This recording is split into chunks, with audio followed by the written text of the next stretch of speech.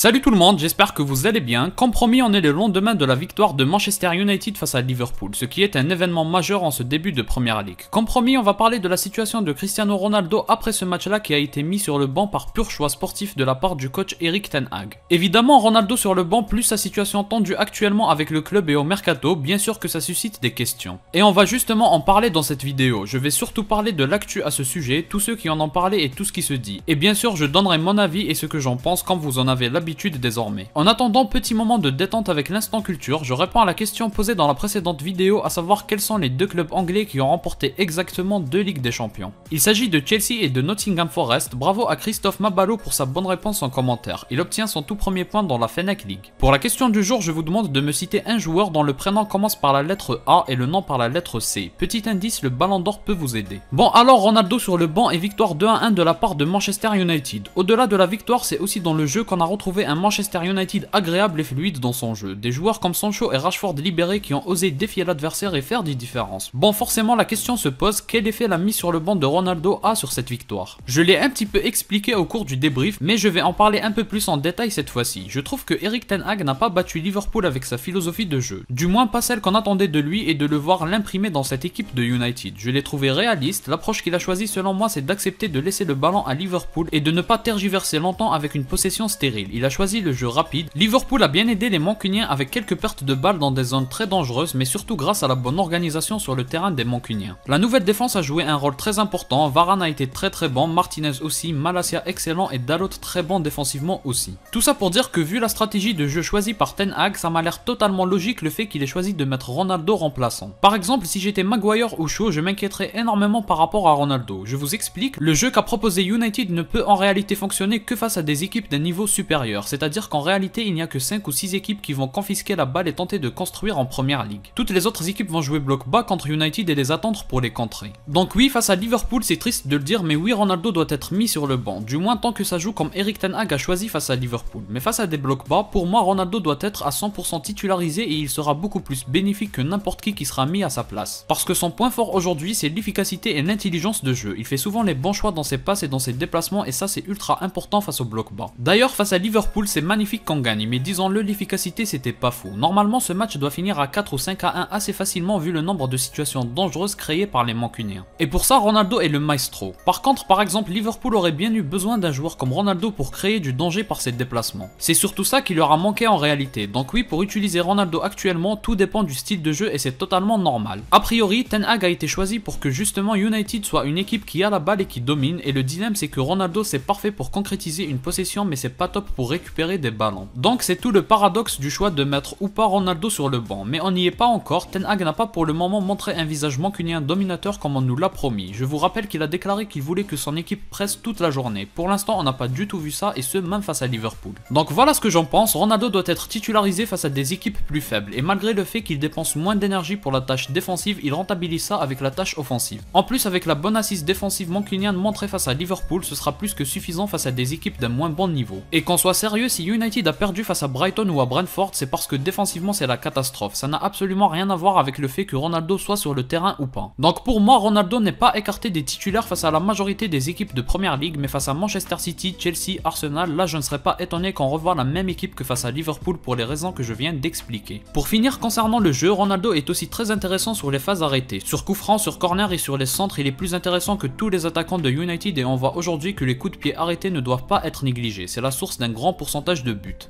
Donc ceux qui veulent enterrer Ronaldo, vous êtes bien gentils d'en profiter en appliquant un raisonnement mathématique avant tout en disant regardez, il n'a pas joué Manchester United à gagner mais ça marche pas comme ça. Et c'est aussi les chiffres qui montrent que United n'a pas gagné sans lui depuis son arrivée, soit un peu plus d'une saison, et ils ont même perdu face à des équipes vraiment nulles et même des équipes qui ne jouent même pas en première ligue. Pour finir avec le match de Liverpool, je trouve que l'absence de Maguire et Shaw a été beaucoup plus impactante que celle de Ronaldo. Je dirais que défensivement le gars a été énorme et c'était l'essentiel lors de ce match. Offensivement ça a aussi marché sans Ronaldo, mais comme je l'ai dit, toutes les équipes ne joueront pas comme Liverpool l'a fait. Mais bon, tout ce que je viens de dire c'est bien beau, mais il y a une réalité. Ronaldo sur le banc, ça c'est pas possible. D'accord, ça marche et ça se justifie, mais ça ne peut pas être accepté. On parle de Ronaldo là, et c'est pour ça que forcément les questions se sont multipliées à son propos et à propos de son départ. Bruno a répondu qu'il savait une ou deux choses à ce sujet, mais que c'était Ronaldo qui allait y répondre très bientôt. Il y a aussi la scène sublime où Ronaldo ignore totalement Carragher qui a passé son été et sa saison dernière à critiquer Ronaldo. Mais c'est surtout la scène sur le but de Sancho où Ronaldo a eu une attitude d'un vrai joueur impliqué et 100% concerné par l'équipe.